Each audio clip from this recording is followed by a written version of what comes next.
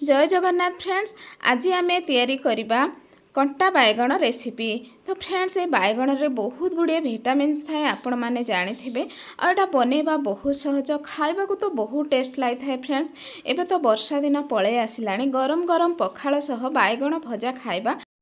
Friends प्रथमे तो बैगण को भल भाव में धोई नहीं एबे चका चका करे काटिदेवी। चका चका करे काटिबा द्वारा बैगण बहुत भलरे सिझे आ बहुत भल भी देखा जाए, खाइबा को तो बहुत टेस्ट लगी थाए। फ्रेंड्स निहाती एमती थरे बनातु, आपण मतामत निहाती मते कमेंट करंतु। फ्रेंड्स एबे सबु बैगण गुड़ाक मु काटी नहीं आ गोटे थाली रे रखी देछि। एबे फ्रेंड्स एबे गैस उपरे कढ़ई बसई देछि। कढ़ई तातिबा परे 2 चम्मच तेल पकेदेली।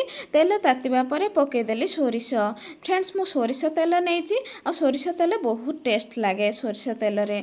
तो फ्रेंड्स एबे पियाज नेछि, पियाज को पके दे भल भाबरे टिके भाजी नबा। एबे बैगण पके नबा। बैगण को पके आमे एबे 1 मिनिट पर्यंत ताको एमती ही आमे भाजीबा तेल रे। देखिए फ्रेंड्स बहुत टेस्ट लगे, एमती थरे बनातु। मु जेकोसी रेसिपी आपण मानकु देछि सबु किछि सहज और सरल उपाय रे ही बतेछि। फ्रेंड्स एबे पके देबा लूण। लूण पके एमती टिके ताको मिक्स कर दबा। एठी किछि भी आमे मसला पकेबानी, ना हळदी गुंड ना मसला किछि भी पकेबानी, एमती ही ताको भाजीबा बहुत टेस्ट लागो। फ्रेंड्स एबे 1 ରୁ 2 मिनिट लो फ्लेम रे एबे ताको ढाकुणी दे देबा। फ्रेंड्स मझिरे मझिरे एमती ढाकुणी खोली ताको चेक करुथबा, कारण आमर जेमती तळे न लागि जाए बैगण। देखंतु फ्रेंड्स मु मझिरे एटा थरे चेक करथिली, बैगण आमर पूरा पूरी सिझिनी। एबे आउ थरे ढाकुणी खोली टिके भाजी नबा, आउ थरे ताको ढाकुणी दे देबा। फ्रेंड्स बैगण तो आपण माने देखि पारुथबे भल भाबरे सिझिनी।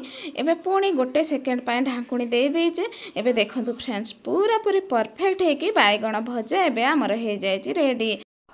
देखिले तो फ्रेंड्स केते कम समय रे आ बिना मसला आ कम तेल रे मु केमती बैगण रो गोटे रेसिपी आपण मानकु देखेली। फ्रेंड्स ये रेसिपी टी केमती लागिला, जदी भल लागे फ्रेंड्स प्लीज मो चैनल को सब्सक्राइब करिवे आ मो वीडियो भल लागले गोटे लाइक करिवे, आपण को फ्रेंड रिलेटिव को सह शेयर करिवे। फ्रेंड्स आ मते ढेर सारा सपोर्ट करिवे।